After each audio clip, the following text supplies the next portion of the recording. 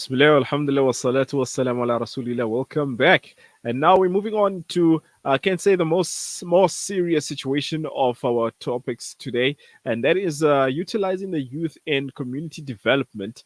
This is one of the most important topics that we find every single time when we speak, because it is our stepping block at developing our communities and also setting up the future of the upcoming youth and who are going to be the forerunners of leadership in our country, inshallah. And on this topic, inshallah, I'm joined by Hafiz Adam Mohammed, who is a Hafiz Ustādh teaching madrasa at his house, and also a very prominent, I can say, community worker in his community in El Dorado Park. And we have a brother Yahya Mohammed, who's a community activist and a stakeholder manager in the Office of MMC of Human Settlement. Assalamu alaikum wa rahmatullahi wa barakatuh, and welcome to both of you. Jazakumullah khairah for answering the call of invitation to the show tonight. Right. So start with obviously Hafiz Adam, who's not a stranger to the show. In terms of now, we've just had our elections yesterday, and for most of the youngsters, this was their first ever national elections that took place. Besides of who the person voted for, however, one of the aspects that we always look into is the youth being role players and role models in their capacity. And I think that's one of the things that we never really speak about much. And we really need to put the ball in their court. But before we do that, how do we now prepare them to have that sense of responsibility when it comes to matters that are facing, such as unemployment, such as obviously education, whereby you cannot go forward after matric due to lack of fees or some other issues that is happening, and how do we give them that ball, knowing that they're prepared for it, and skills wise and other things that can prepare them to tackle the situations that I mentioned, inshallah? السلام عليكم ورحمة الله وبركاته. بسم الله الرحمن الرحيم. رب زدني علما ورزقني فحمة. رب اشرح لي صدري ويسر لي أمري واحلل عقدة من لساني يفقهوا قولي. Jazakallah for having me once more. Obviously, I'm not worthy to be here, but Alhamdulillah, it's out of Allah's mercy that we are given such platforms. So for me personally, even just deciding on who you put that mark against or who are you voting for is very important for me because I had to think about these questions. It's something that is um, that forced me to actually think who I'm going to be voting for. When you think, obviously, by looking at the manifestos of these parties that you are voting for, how does it include the youth? How does it involve the next generation? As we've seen some of us in this couple of years, that the people that are in power are very, number one, the elderly, the likes of Ramaphosa and them, they're making decisions about the next 15 years where in reality they're probably not even going to be alive. So whether it's going to have a positive impact on the youth or not, they don't really care about such. But for us, it's very important, even when voting, thinking about that. As a Muslim, we have a bigger role to play in the future. We are even taught to make dua for our generation to come, our progeny. Show that the importance of thinking about the youth, involving the youth, number one, in the deen, and also just being positive human beings and how they can contribute positively and be involved also. And let's feel and have that sense of belonging and also being active in decision makers in the future and in the community.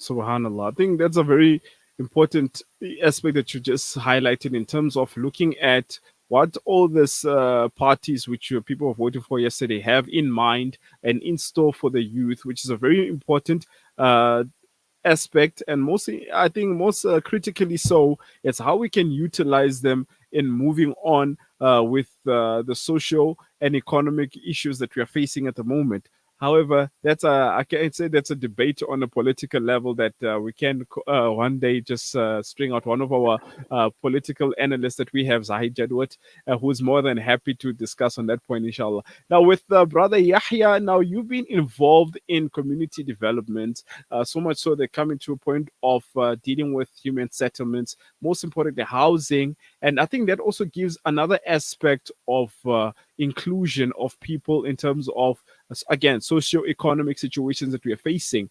But in that spectrum where we've been working for so many years, how has that, I can say the public, you can sort of call it public sector, how has it actually made it available for opportunities for youngsters and youth to be involved in programs which are run, and other opportunities like jobs and skills training, etc.? Okay, Jazakallah. Assalamu alaikum wa rahmatullahi wa barakatuh. Um, yes, I have been quite involved, as you've rightfully mentioned, the Moulana, in the development, or should I say, on ground level.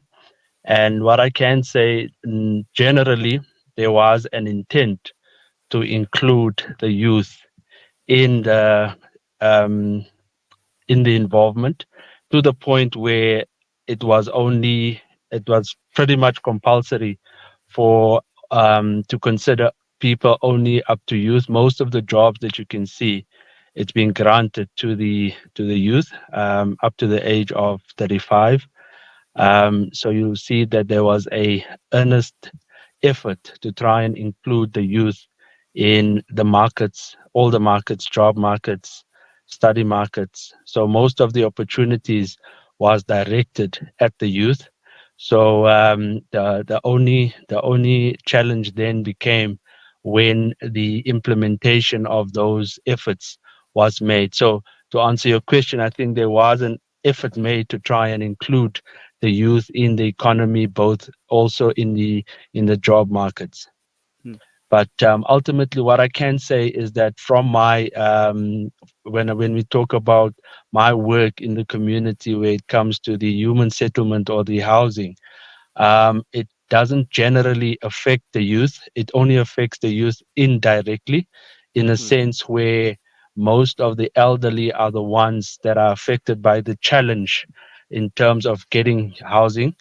The youth are the ones that are indirectly affected, because if there's a lack of housing, it just means that their parents are the ones that are not being catered for, and they are automatically involved because their parents are not being housed. So that's how they come into effect, and we are now conscientizing the youth to try and avoid the same challenges that their parents are currently facing, by ensuring that they start early to inquire and do the necessary checks to be part of the human settlement, what the human settlement offers to the general public. So the youth are the ones that are being schooled to say what needs to be done at an early age, so that they can start ensuring when the time comes, they are ready to receive their delivery of human settlement.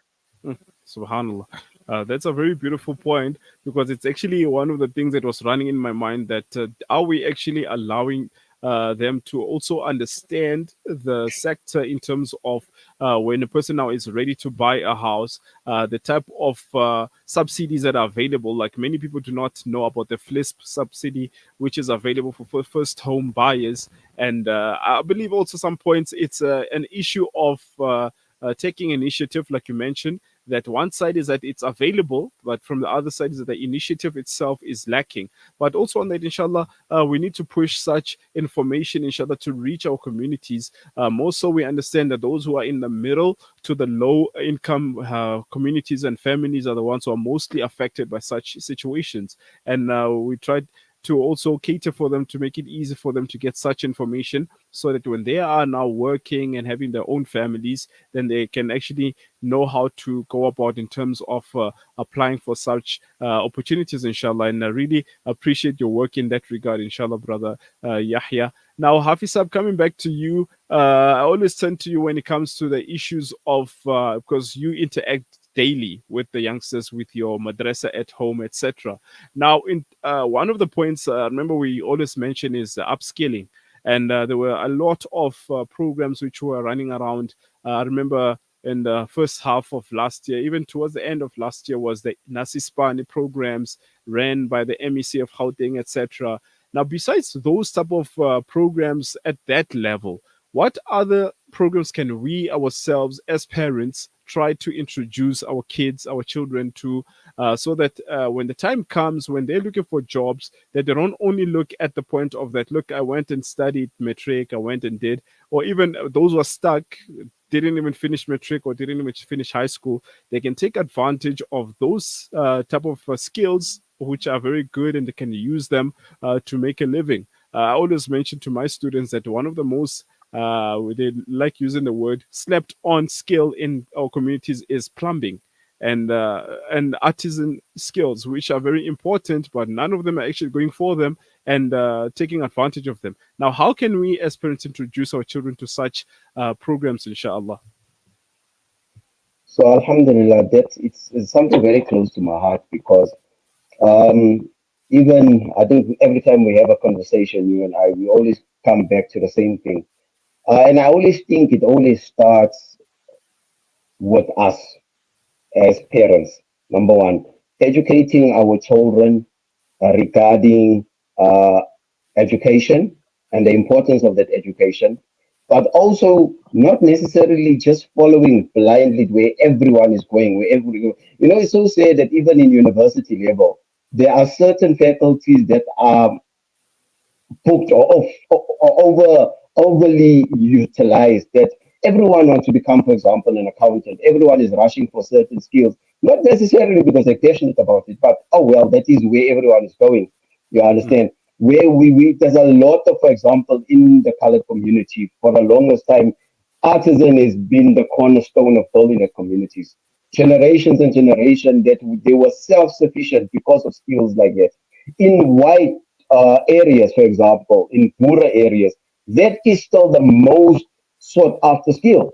Artisans, plumbing, welding, boiler making, because they are ultimately that is a skill that don't necessarily need an employer. It's something that once you've achieved something like that, you are self-employable.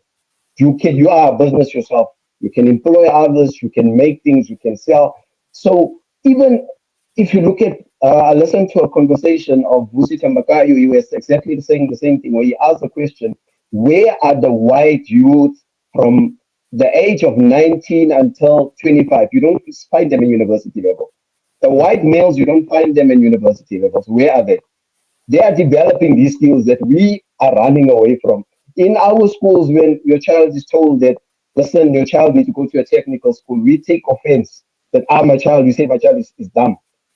So we don't value technical schools. We don't value these type of trades. And these are the trades that we ran away from. But these are trades, number one, some of them, alhamdulillah, they are sunnah. You understand, working with your hands. These are trades that continue makes you earning. It makes you an employee. You understand? So I just think for us in our community to start pushing the mentality of understanding how to earn the value of money, finance, and how to earn money. Because everyone cannot be a bank teller. Not everybody is going to be an accountant. Alhamdulillah, those skills are needed. But once we start working as a community and actually looking for skills that are scarce in our community, and those that are in positions to sponsor these kids to study and get these skills that are scarce, alhamdulillah, we'll also love like other communities where we then become self-sufficient and efficient. Subhanallah. Very interesting, because just a while ago I was also listening to a talk by Gwede Mantashe, who's at the moment the Minister of the, I can call it the Higher Education and Training, the FET. And he mentioned the same thing, that we are not using the TVET colleges where people learn skills and artisanry more in terms of sustaining themselves. But people are always rushing to studying 4 years, getting the degree. But how many of our graduates are out there unemployed at the moment? And this, again, coming back to that vacuum of unemployment. But instead of going to a TVET, the person can now get their skills, get their certification, and they can actually start their own business and run it and actually do well in it. And lastly, inshallah, to brother Yahya, in terms of opportunities, again, we mentioned the one in terms of in the housing sector. What are the other opportunities that you believe and have seen in the past years which people are not really taking advantage of, where we can actually try and introduce our youth towards, inshallah?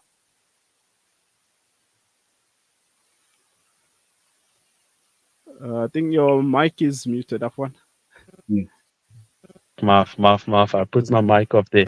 Yeah, I link it up with what my brother said there, Hafiz Adam. I think it's important when it comes to the skills that is actually ripened in our community, but that's dying off. I think our youth is not exposed to the opportunities that they are actually capable of because of the resources. The opportunity, yes, it is there when it comes to artisan with regards to working with your hands. But I think the greatest opportunity that we are not tapping in is that of technology because of the resources. Most of our youth are, if I have to say, still underprivileged. We don't have proper internet in our community. They don't have the devices to be able to be linked to the current affairs when it comes to technology.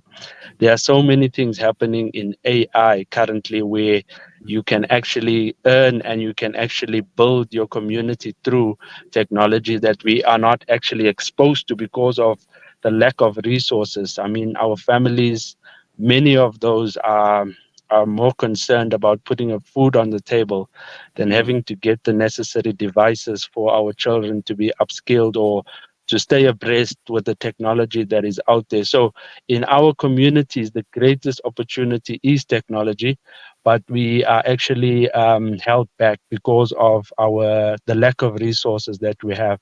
So the bread and butter issues is actually overclouding the opportunities that we have, even with the artisan industry. Many of our parents, they're good at what they do, but they keep being blocked by opportunity because they don't have the necessary tools. And if they do have the necessary tools, they are being done in by those that the big industries that is actually taking them for granted.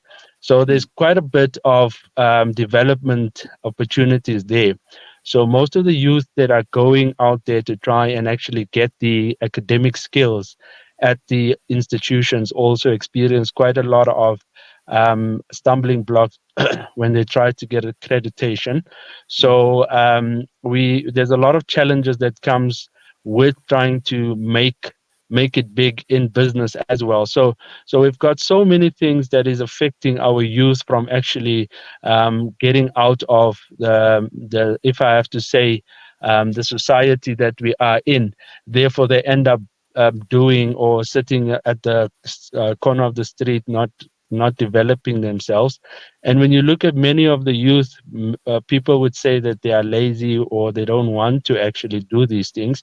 But if you zoom into the circumstances, it just leads to so many variables that they have to come across or overcome in order for them to succeed.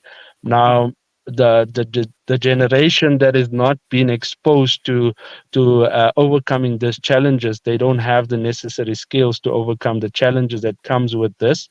So we find ourselves in a rat race where our youth are not actually seen as wanting to develop themselves, but not considering all the challenges. So in all essence, let's go into technology. There's a lot that's coming in that space. I mean, the technology that we are using right now is developed. I mean, COVID-19 has brought it to light that we actually have Zoom, we actually have these type of things that we can actually tap in.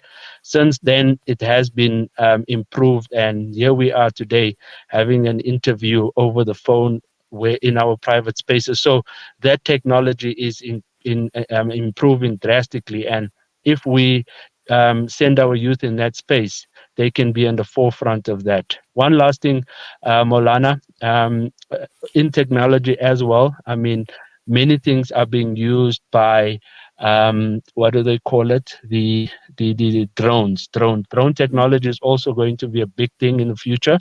So we have to also look at things that we normally don't look at, like that technology. Most of the things that we do now, we need to have a bird's eye view of that. And the drone technology is going to take over a lot of the spaces in when it comes to mapping, when it comes to even when the ammunition space. I mean, drone technology will be very vital in that space. So we have to look at those type of technologies that is normally not looked at, for our youth to actually find interest in trying to do something with their lives. Because most of the youth, when it comes to the